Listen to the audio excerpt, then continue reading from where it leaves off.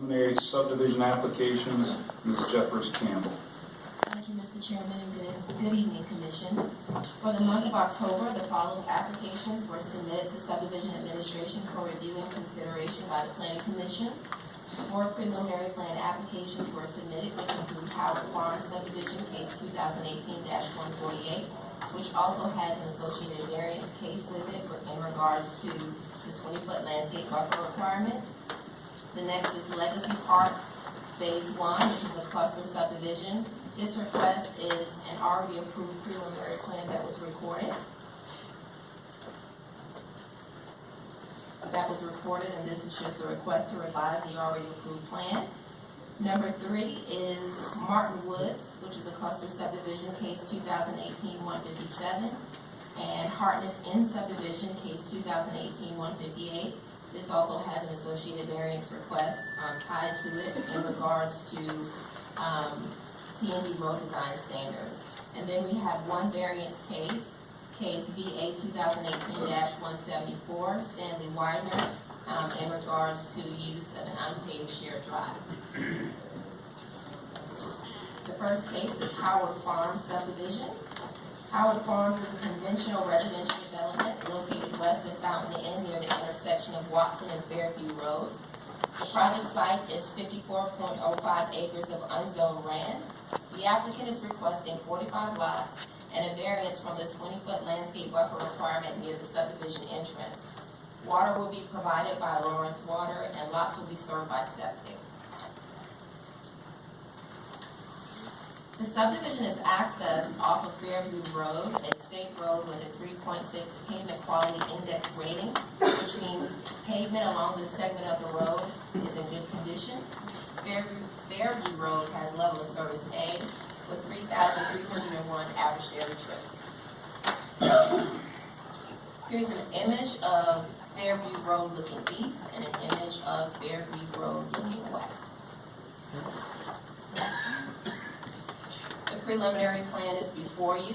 The subdivision features includes 3 cul-de-sac roads, existing pond, 1 cluster mailbox, 20-foot landscape buffers, 1 detention pond, and approximately 24 acres of common area.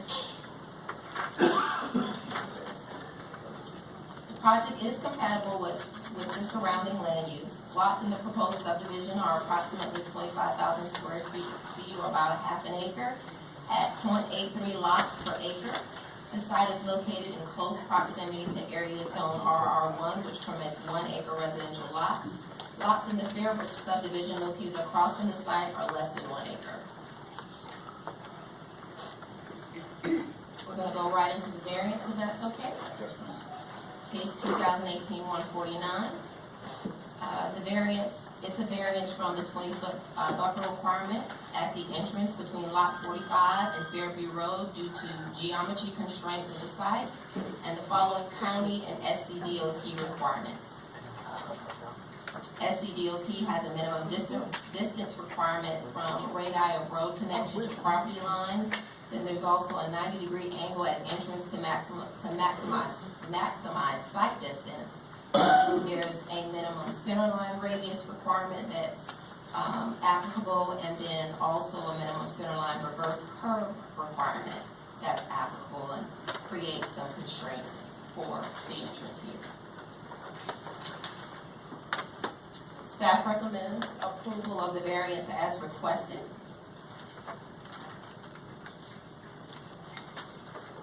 Staff also recommends approval of the preliminary plan and variance with the standard and specific requirements. This concludes the presentation. Let me know if you have any questions. I do. Should it be in June? And just remind me, this came before us with 551 lots on this 54-acre site. Am I correct? No. That's what I was looking back at my minutes. It was more than, quite a bit more than this. Okay. 541 lot subdivision. 54. It's in our minutes. 540. So I knew that had to be, it was many more than it is now. Do you remember what it was now? It's 45, what it was prior to that? I don't think it was ever 500 lots. It may be a typo or That's probably, and it's still 45, we reduced from 54 to 40, so there's an extra 1 in our minutes. Okay, thanks. Any other questions from the commission for the staff? If not, we'll move to public comment. The first individual who signed up, and there are 8 individuals who signed up to speak. The first is Tim Rose. So I would, again, just remind everyone of the 10-minute per side limit on comments. Mr. Rose.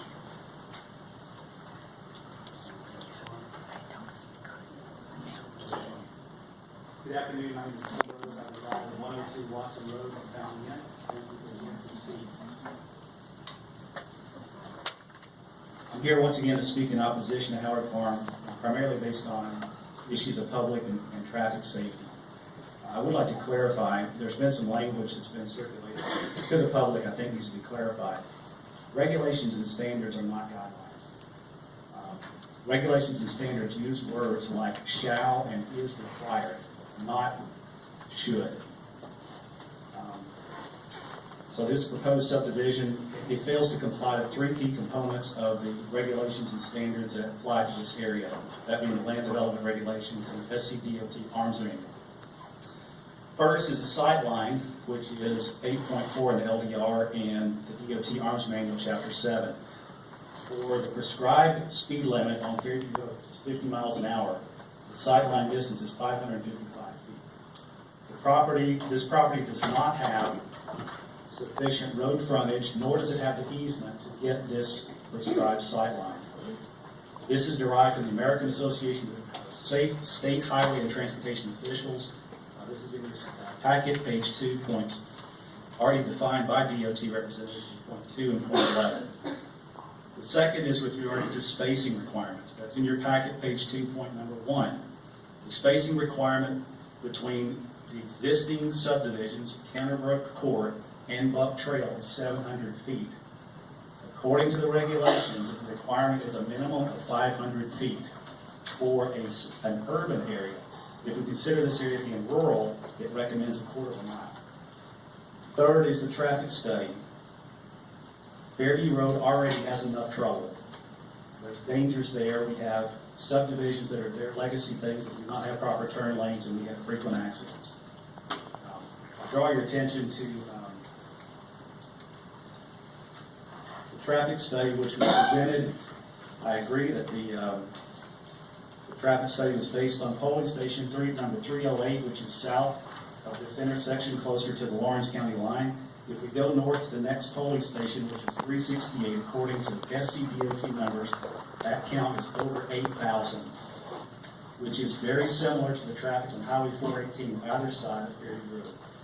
So I don't think it accurately represents where we are with the traffic, and I don't think it gives us any potential for growth in the area without causing further problems. The last time I'd like to bring up is with regards to our children.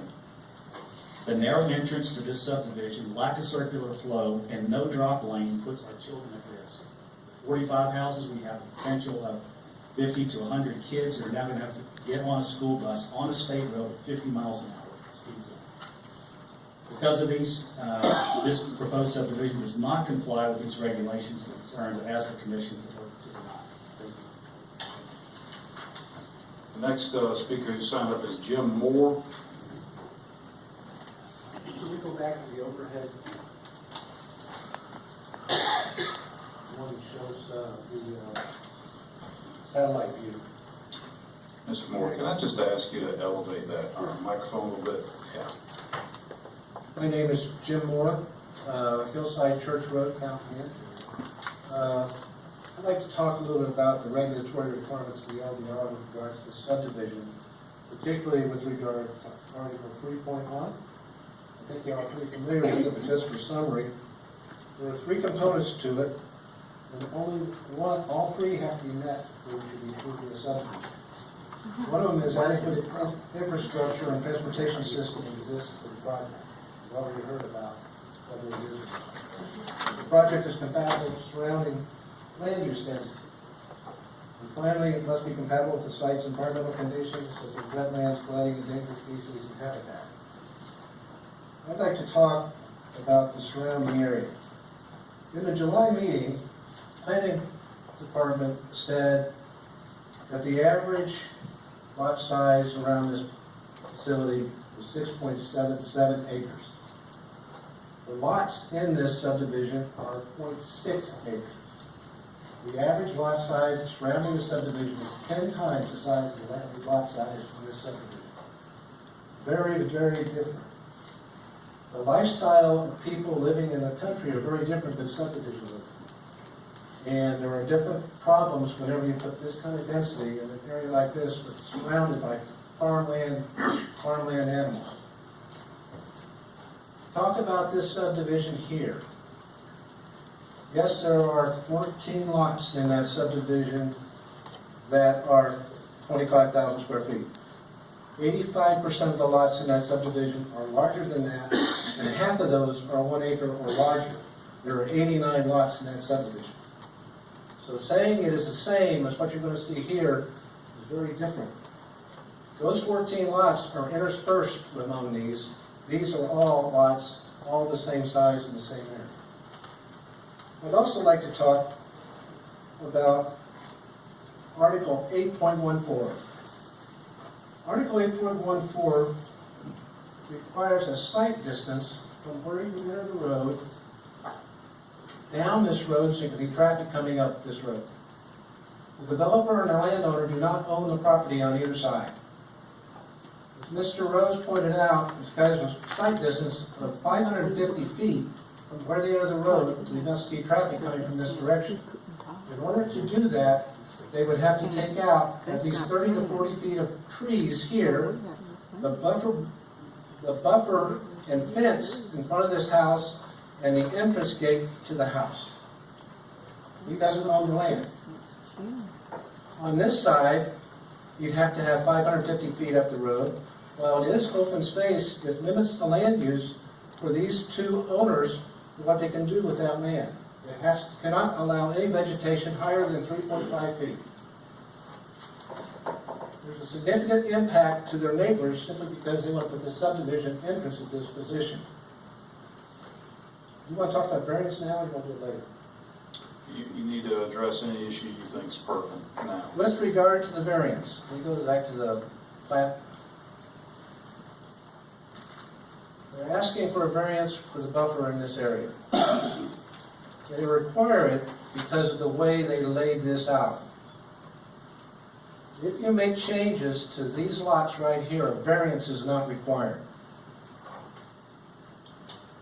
There's a definition of what a variance should represent, and it is whenever the opinion of the Planning Commission, the strict application of requirements contained in these regulations would result in substantial or excessive difficulties, hardships, or injustices. The Planning Commission may modify the requirements with a variance.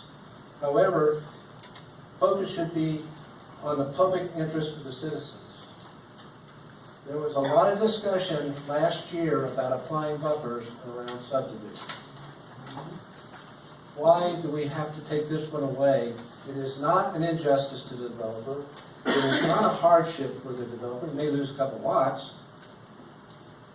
And it's not excessive difficulty.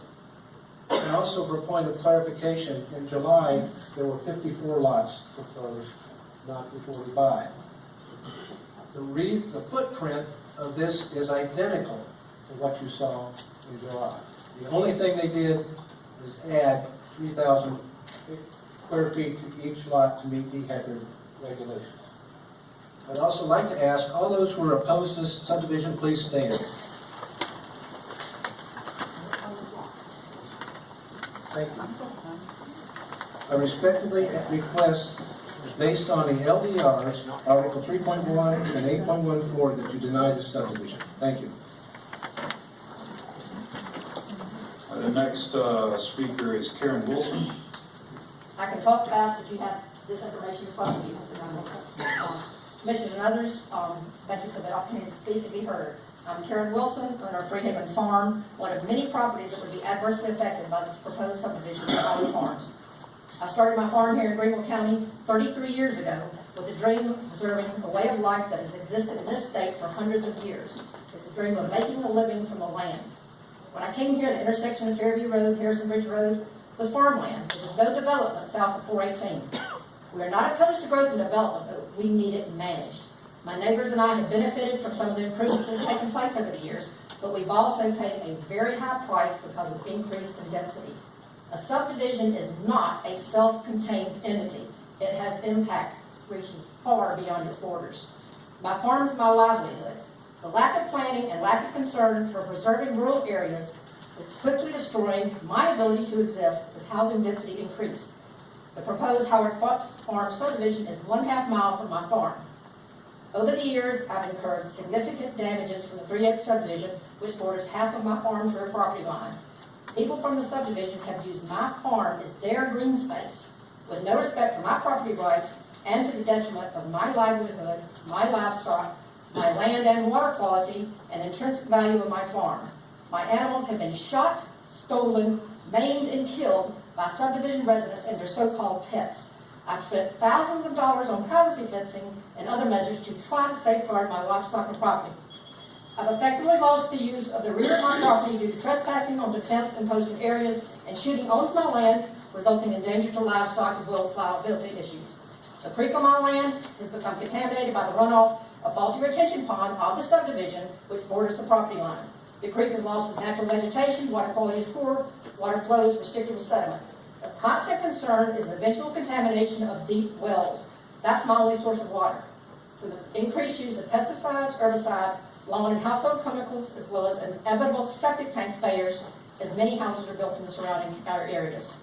How does this planning commission justify taking away others' rights in favor of a developer who has no concern for the surrounding rural area nor his existing residents? There are no safeguards to protect me and other farms. When adjoining farmland, a developer should be required to build and maintain an 8-foot high privacy fence to contain their people, rather than at farmers' expense to keep them out. Good fences make good neighbors.